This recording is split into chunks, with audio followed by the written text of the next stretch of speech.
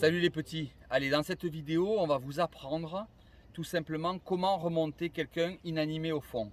Je pense que c'est quelque chose qui manque, ça existe sur YouTube mais moi je ne l'avais jamais présenté, et donc je vais vous présenter toute la séquence, tout le déroulé pour pouvoir remonter quelqu'un du fond rapidement pour pouvoir lui sauver la vie.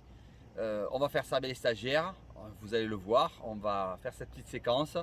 Et ce n'est pas de la chasse sous-marine, on est d'accord, mais c'est quand même ce qui permet de sauver vos équipiers en cas de problème. Bonne vidéo les petits. Bon les petits, on va faire les exercices suivants là, avant de commencer à pêcher. On va se mettre dans un peu d'eau et on va vous apprendre à remonter un corps au fond, savoir larguer une ceinture, savoir larguer un baudrier pour pouvoir remonter une personne qui est en difficulté. D'accord? Mais on va commencer le stage par un petit exercice parce que vous savez que ce week-end, on a eu encore un décès dans la communauté de la chasse sous-marine avec Michael Sion qui est décédé malheureusement sur la côte varoise. Et c'est le 6e chasseur cette année qui part, depuis le confinement. Donc, je répéterai jamais assez les règles de sécurité. On ne va pas pêcher seul, jamais. On essaie toujours de trouver quelqu'un, on informe sa famille où on est, où on va, quelle heure on se met à l'eau, à quelle heure on rentre.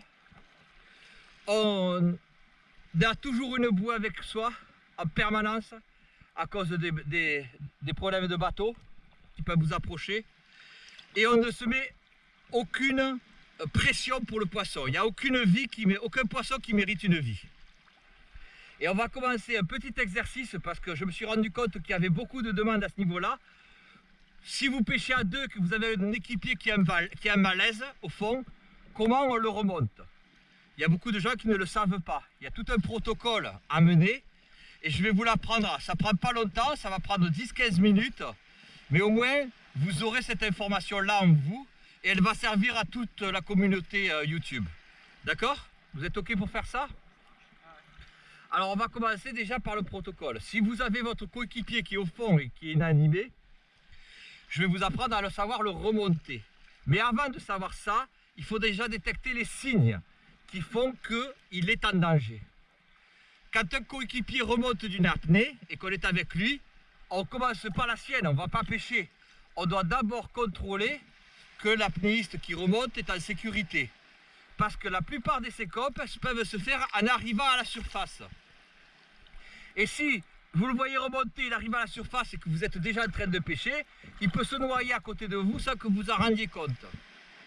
Donc, il y a quelques petits points à contrôler. Le premier, on regarde ses lèvres. Vous voyez, on a tous les lèvres qui sont roses.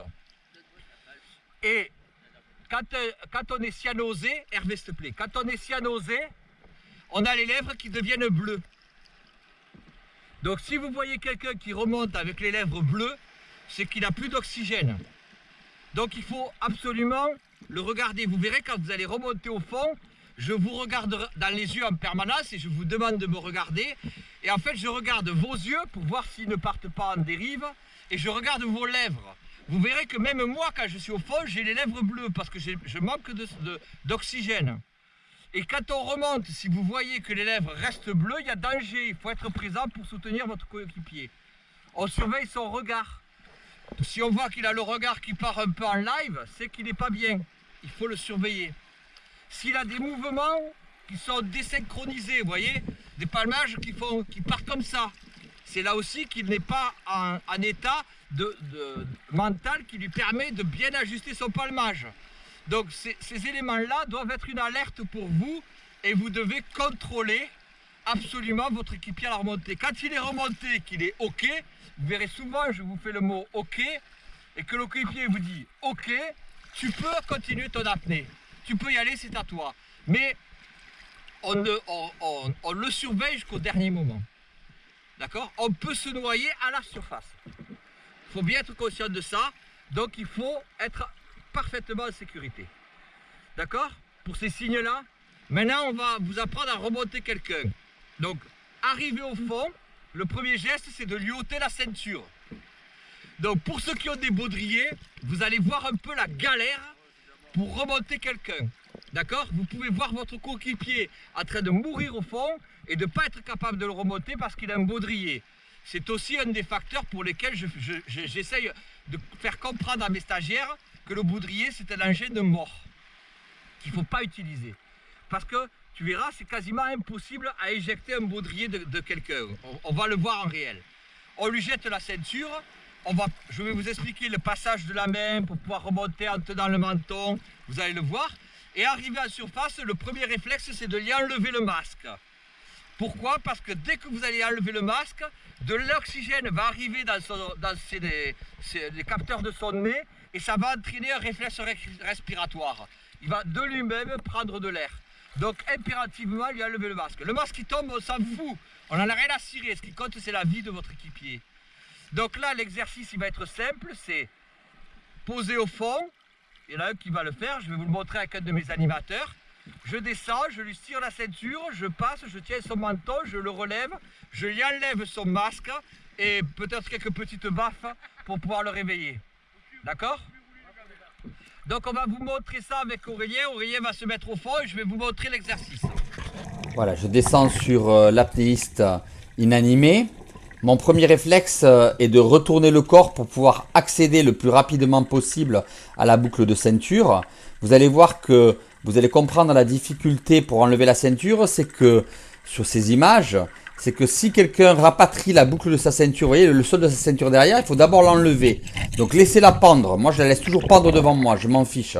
Et voilà, et on met la main sur le menton pour garder la bouche fermée, on lui enlève le masque et on met les claques.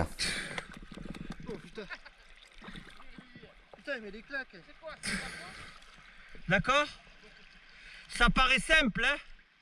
Vous allez voir un peu la galère. Un point important, c'est que quand on remonte, il faut fermer la bouche. D'accord? Quand vous remontez la personne, il faut fermer la bouche. Parce que sinon, la bouche reste ouverte et l'eau rentre dans la bouche. Et après, arriver à surface, il faut essayer d'ouvrir la bouche. De façon à pouvoir là aussi libérer les voies respiratoires. Ça, c'est très important. Allez, on regarde à nouveau, il me retourne, il enlève ma ceinture. Vous voyez, moi j'ai la ceinture défaite, donc c'est facile. Hop, il me tient bien la bouche fermée. Il m'amène à la surface, il me met sur le dos.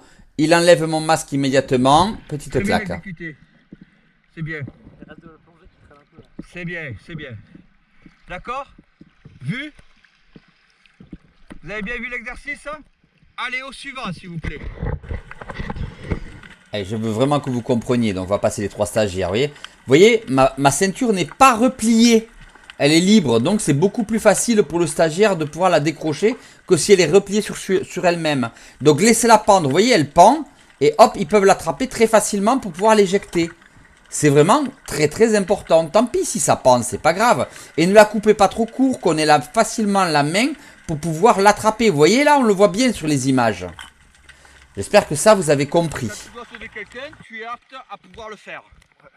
C'est bien, bravo. Très très bien exécuté. Ça s'est bien passé, ta compensation quand même, ça va? Bon, j'ai pu faire un peu, de toute façon j'ai pas les sinus qui sont pris donc ça c'est cool. C'est une bonne nouvelle. Parce que la fois passée j'ai eu la barre. Et puis mon canard était merdique. Ouais, mais ça on va le voir parce que je commence directement par quand même un exercice qui n'est pas facile. Hein. Mais c'est bien, félicitations, c'est bien. Ça inaugure de bonnes choses. Allez, je vais vous montrer là la problématique du baudrier. On est dans 3 mètres d'eau, donc ça va être facile. Mais imaginez dans 20 mètres. Dans 20 mètres, le corps ne remonte pas. Hein. Il largue la ceinture. Et là, regardez. Regardez le temps qu'il va mettre pour pouvoir arriver à y enlever le baudrier. Là, ça va. Il était à la surface. Mais imaginez à 20 mètres de fond. Eh bien, la bouche ouverte, hein, parfait. Mais tu as vu, heureusement que tu n'étais pas profond et que du coup, il est remonté. Ouais, mais après, comme prévu, il était déjà en haut avec le baudrier, mais j'avais pas enlevé. Hein. Donc t'imagines un peu la galère et imagine en plus si quelqu'un a le baudrier accroché à la ceinture comme certains font. En fait, à la base, il était accroché là, mais j'ai perdu le... T'as de la chance. Donc t'imagines un peu le danger du baudrier. Après, en le reculant, parce que j'ai direct... Voilà, exactement. Avec le poids de la ceinture, ça ne retraînerait pas encore mieux pour le sortir des épaules ou ce sera... Ah, des fois t'as la ceinture qui reste bloquée, ça tire sur les épaules et du coup t'arrives plus à l'enlever. Ah ouais, c'est galère. Mais au moins voilà, ça a permis de se rendre compte de la difficulté, d'accord? Je vous souhaite que ça vous arrive jamais, parce que là vous êtes dans 3 mètres d'eau et vous savez que je n'ai rien. Mais imaginez le stress que vous pourriez avoir si vous étiez avec quelqu'un réellement en syncope qui est posé sur 10 mètres. C'est plus pareil quoi. Hein. Mais au moins vous avez la base pour pouvoir sauver quelqu'un et ça c'est important. D'accord? Allez, merci à vous d'avoir passé un peu de temps pour pouvoir expliquer à tout le monde ce type d'exercice. C'était cool. Merci les gars.